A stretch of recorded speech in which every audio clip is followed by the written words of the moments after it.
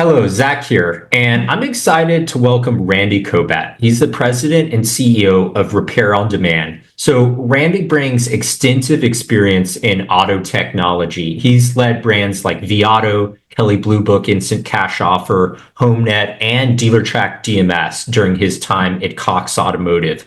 And under his leadership, these brands achieved significant growth, including a 5x revenue increase at vAuto. Now at Repair on Demand, Randy's focused on transforming the recon process for dealers and helping them optimize their operation. So, Randy, thanks for joining me on the podcast today. Thanks for having me, Zach. I'm glad to be here. So, you've had a long career in technology, from leading key brands at Cox Automotive to your current role. Tell us about your journey and how you got into the auto industry. Yeah, my first 10 years in the automotive technology space was with what is now CDK. At the time, it was ADP Dealer Services. So I started, on the DMS side of automotive technology. My first role was leading strategy for what was ADP Dealer Services at the time. And I spent 8 years there on the automotive side. My last 2 years with ADP, I was on the payroll side of the business, and I really missed automotive. And so I had a chance to work for some smaller entrepreneurial companies like Trilogy and a company called Service Repair Solutions that had technology for the service side of the business. And really enjoyed my time there, and was able to join vAuto to lead them, and spent almost 10 years with Cox Automotive before now joining Repair on Demand. And what are some of the biggest lessons you learned from scaling brands like vAuto or KBB ICO? Yeah, it's really focusing on the value that you deliver to your customers and really truly understanding how your solutions delivers value to the dealership. Many times we get so lost in the blue buttons or the feature functionality that we lose sight on how it really delivers value and help makes the dealership better. So really focusing in on that and really truly understanding how you help make the dealership's business better really begins to differentiate you in the marketplace. So, reconditioning, it's a crucial but often overlooked part of the dealership process. What do you think dealers should rethink and streamline how they're managing it? I think one of the things that dealers fail to recognize is, we're going to retail at both franchise and independent dealers in 2025 about 20 million used cars. Wow. And those dealerships are going to spend about $24 billion getting those cars ready to be resold. So there's a significant amount of money being spent. However, there's not a lot of oversight and real detailed understanding of the process that a car goes through to get it ready for that next use. And so it's really kind of an overlooked opportunity where there's significant money being spent and significant opportunity to save money and get cars ready to be retailed faster. So, what are some of the biggest inefficiencies you see in dealership reconditioning today? One of the things that's really fascinating to me is the choreography that happens between the internal service department, the used car department, as well as the third-party vendors that are helping get those cars frontline ready, mostly from a cosmetic perspective. And that dance that all three departments have to do to really make the process efficient and effective. About 20% of the work that gets done on a used car at a franchise store happens by those third-party vendors, whether that's paintless dent repair or detailing or upholstery or wheel repair. And there's not a lot of great transparency in that process. And we're super excited to be able to help bring efficiency and effectiveness through greater transparency in that entire process, not just the used car process or the third-party vendor process. And you kind of touched on this a little, but preparing a used car for resale requires close coordination between sales, fixed ops, third-party vendors. Where do you typically see the communication breakdowns, and how can dealers fix them? Yeah, there's about 50% of the market today that's still managing the process via spreadsheets or whiteboards. And the biggest opportunity is just creating better communication and reducing the amount of manual processes that happen, whether that's, writing out a paper ticket to get that car into the service department, or waiting an entire week to have your detail guys show up next week. That is downtime or inefficient idle time in the process that can happen faster to get that car ready to be resold. So, what are some of the financial and operational benefits of a streamlined recon process for both sales as well as like fixed ops? I think time to frontline is even more critical today than it's ever been.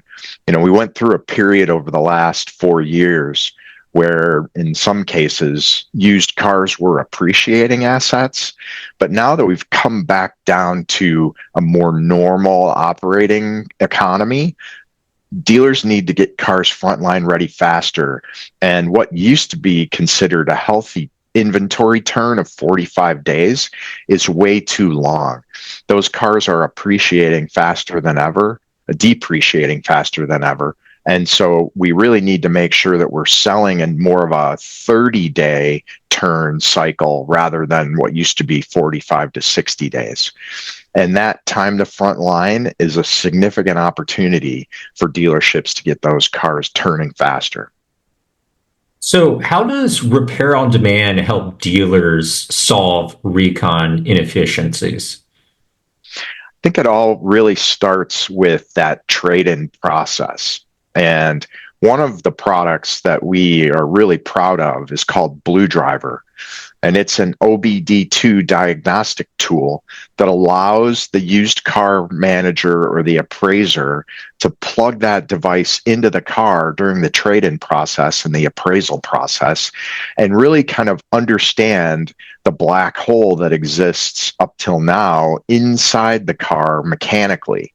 You can walk around the car and you can notice a dent, you can see a chip in the windshield, you can see tire depth. What you can't see is what's going on inside that car, and if the car has an error code, what that error code might mean, or how much that repair might cost to remove that error code and get that car frontline ready. So at the very beginning of the process, during the trade and appraisal, gathering additional diagnostic information and being able to bring that into the reconditioning software platform right there allows the service department to get ready with parts and scheduling that bay time to make sure you can get that product ready to be retailed even faster than you can today. And what, in your opinion, are some of the most exciting innovations in recon technology right now? I think it is the platforms that exist today to help manage the process more effectively. It really is an untapped opportunity. As I mentioned, only half of the market today is using some sort of technology to manage the reconditioning process. So it really is an untapped opportunity for efficiency and effectiveness. One of the things that's important for dealers to look for as they're looking at technology to help in the process is whether or not the service department is going to readily adopt the technology. Because many times software might be built for one department or another department, but they don't necessarily look at the entire process. And the reconditioning process is very complex because it is straddling two different departments as well as your external third-party vendors. So it's highly complicated, and making sure you cover all the needs of all three constituents is really going to help you be more effective. And curious, any lessons from Cox Automotive as far as technology and maybe what you've brought into repair on demand? Sure. One of the things that's really important is helping the dealers improve their processes over time.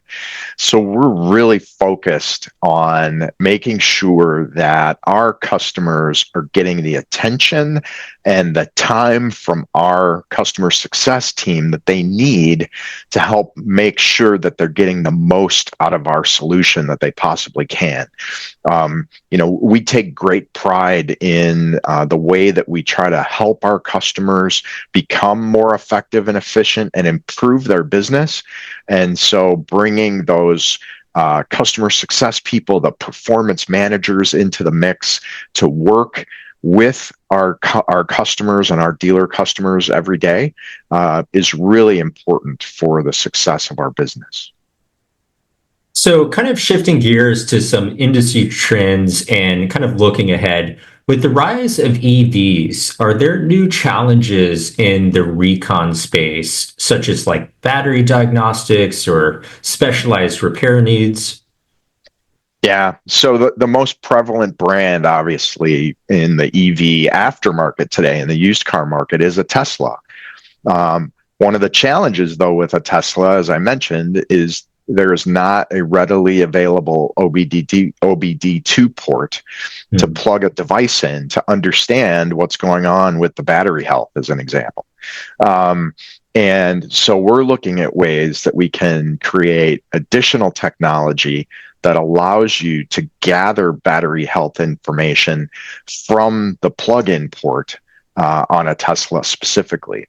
Some of the other brands, the Nissans, the Toyotas, we are able to connect an OBD2 product to, and we want to make sure that we can bring battery health information into the appraisal and reconditioning process. The value of an EV, as you look at the used EV market, is driven significantly by the useful life left in the battery. And so we want to make sure that we can help our dealer customers have a better understanding of what the value of that car might be driven by the battery health.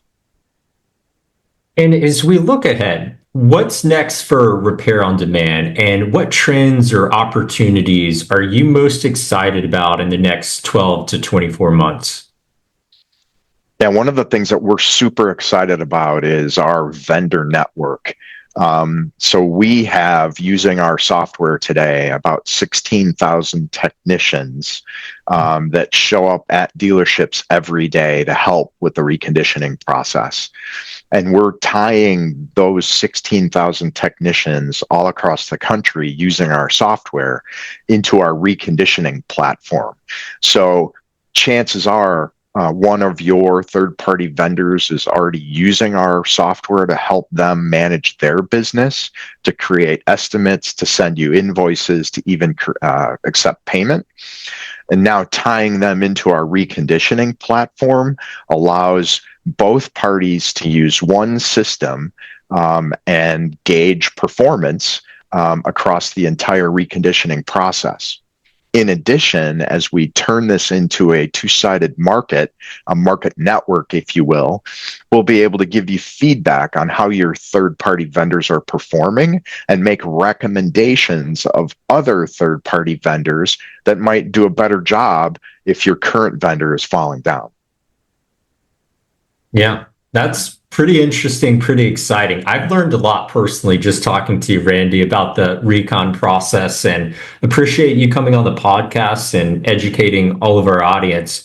If someone wants to reach out to you, what's the best way to do so? Yeah, I'm always available via email at randy.kobat@repairondemand.com. Awesome. Well, thanks again, Randy, for joining me on the podcast today. Thanks, Zach. I appreciate it.